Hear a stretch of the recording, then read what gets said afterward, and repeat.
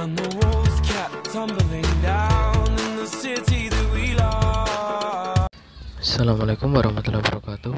Perkenalkan, nama saya Farel Adnan, mahasiswa UNJ Prodi Administrasi Perkantoran di 4 Kampus Gunung Kidul dengan NIM 20811334179. Di sini saya akan menjelaskan mengenai analisis perusahaan PT Semen Indonesia Persero Tbk. Untuk lebih jelasnya sebagai berikut ya teman-teman. Dalam analisis kali ini, saya akan membahas mengenai yang pertama yaitu strategi pengembangan organisasi dan SDM, kemudian analisis beban kerja dan analisis kebutuhan karyawan, rekrutmen karyawan, strategi menjaga dan meningkatkan relation engagement, kemudian manajemen sumber daya manusia dan manajemen karir, berikutnya seleksi pegawai, dan yang terakhir yaitu pelatihan sumber daya manusia. Dalam mewujudkan strategi pengembangan organisasi dan SDM, PT Semen Indonesia memiliki beberapa visi dan misi dalam mewujudkan pengembangan tersebut. Visi dari PT Semen Indonesia Tbk sendiri yaitu menjadi perusahaan semen internasional terkemuka dan memberikan nilai tambah bagi para pemangku kepentingan. Sementara misi dari PT Semen Indonesia Tbk sendiri adalah produksi dan memperdagangkan semen dan produk dengan teknologi ramah lingkungan. Hal ini ditujukan untuk kepuasan pelanggan. Kemudian mewujudkan pengelolaan perusahaan yang bertaraf internasional, tentunya dengan menjunjung tinggi etika bisnis dan semangat kebersamaan, bertindak proaktif, efisien, dan inovatif dalam setiap pekerjaan. Kemudian memiliki keunggulan kompetitif. Keunggulan ini dapat dicapai di beberapa tingkat, yaitu baik di pasar semen domestik, regional maupun internasional. Kemudian memberdayakan dan mensinergikan unit bisnis. Ini merupakan strategi untuk meningkatkan nilai tambah. Yang terakhir yaitu memiliki komitmen untuk meningkatkan kesejahteraan. Kesejahteraan yang dimaksud di sini yaitu kesejahteraan pemegang saham, karyawan, dan masyarakat sekitar. Yang berikutnya yaitu analisis beban kerja dan kebutuhan karyawan. Untuk analisis ini PT Semen Indonesia memiliki beberapa tantangan, yaitu beban karyawan sebagai berikut. Persaingan industri yang pertama. Untuk menghadapi persaingan tersebut, PT Semen Indonesia memilih untuk mengutamakan pasokan kebutuhan di Indonesia. Selain itu, secara domestik, perusahaan yang telah memperhitungkan Semen Indonesia hingga saat ini telah membawahi 4 anak perusahaan, yaitu Semen Padang, Semen Gresik, Semen Tonasa, dan perusahaan yang berbasis di Vietnam, Tanglong Semen Vietnam. Secara keseluruhan, Semen Indonesia memiliki kapasitas produksi sekitar 29,5 ton per tahun dan telah menguasai kapitalisasi pasar sebesar 42%.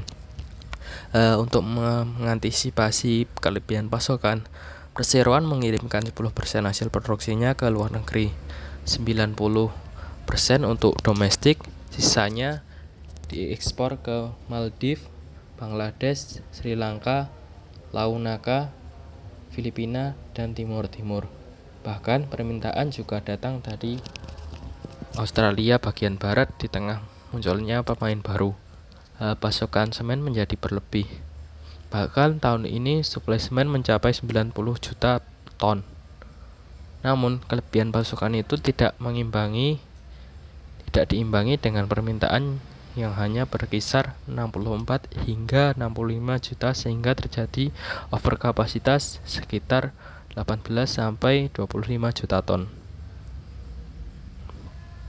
Dengan ini diharapkan program kebijakan yang telah digulirkan pemerintah dapat mendongkrak penyerapan suplai perusahaannya. Kemudian yang berikutnya yaitu penurunan jumlah karyawan. Penurunan jumlah karyawan mengakibatkan adanya rangkap pekerjaan karyawan. Rangkap pekerjaan yang dilakukan karyawan sehingga beban karyawan akan meningkat dengan adanya tugas ganda. Karyawan yang dibebani tugas ganda cenderung bekerja tidak maksimal. Akibatnya adalah kinerja karyawan menjadi kurang maksimal. Hal ini terjadi karena waktu penyelesaian pekerjaan tidak sesuai dengan tugas yang diembannya. Konsekuensinya adalah beberapa tugas yang belum terlaksana akan berpengaruh pada penurunan kualitas kerja karyawan. Tanggung jawab yang diberikan terlalu besar akan berakibat beban yang meningkat dan berpengaruh pada kinerja karyawan sehingga menjadi tidak maksimal. Dari sisi kebutuhan karyawan sendiri juga meningkat, yaitu dari sisi pengembangan kompetensi. Perseroan memberikan kesempatan yang sama kepada seluruh karyawan untuk mengikuti program pengembangan kompetensi yang dijalankan sesuai dengan kebutuhan perseroan. Yang kedua yaitu mekanisme pengaduan masalah ketenaga kerjaan. Apabila terjadi permasalahan ketenaga kerjaan, maka pegawai berhak mengajukan keluhannya pada atasannya atau kepada divisi humas kapital. Yang berikutnya yaitu kesehatan dan keselamatan kerja. Perseroan berupaya untuk menciptakan lingkungan kerja yang aman, nyaman, dan bebas kecelakaan kerja. Untuk itu, perseroan telah menetapkan kebijakan mendasar mengenai keselamatan kerja dan kesehatan kerja, yaitu keselamatan dan kesehatan kerja adalah tanggung jawab semua pihak. Oleh karena itu, perseroan bersama pihak terkait menciptakan lingkungan kerja yang sehat, mencegah terjangkitnya penyakit akibat kerja bebas cedera, dan melakukan kegiatan operasional sesuai kaidah yang berlaku. Berikutnya yaitu rekrutmen karyawan PT Semen Indonesia Tbk. Untuk perekrutan sendiri ada 3 tahapan. Yang pertama yaitu tahap perencanaan kebutuhan tenaga kerja. Perencanaan kebutuhan tenaga kerja meliputi jenis, syarat, serta sumber tenaga kerja yang dapat melaksanakan berbagai macam pekerjaan yang ada pada organisasi tersebut dalam mencapai tujuan perusahaan. Yang kedua yaitu tahap pencarian calon tenaga kerja. Dalam tahap ini berbagai cara dapat dilakukan oleh perusahaan, antara lain mencari calon dari dalam perusahaan, mencari calon dari luar perusahaan melalui media berupa pemasangan advertensi, memasang pengumuman pada lembaga pendidikan, menghubungi lembaga yang mengurusi tenaga kerja. Dan yang ketiga yaitu tahap penyaringan calon tenaga kerja. Tahapannya melalui yang pertama yaitu penyaringan lamaran, yang kedua wawancara pendahuluan, yang ketiga yaitu pengisian formulir lamaran, yang keempat panggilan ujian atau tes, dan yang kelima yaitu ujian dan tes. Kemudian yang berikutnya yaitu strategi dalam menjaga dan meningkatkan keterlibatan hubungan dalam keterlibatan karyawan. Yang pertama yaitu membangun sinergi dengan karyawan.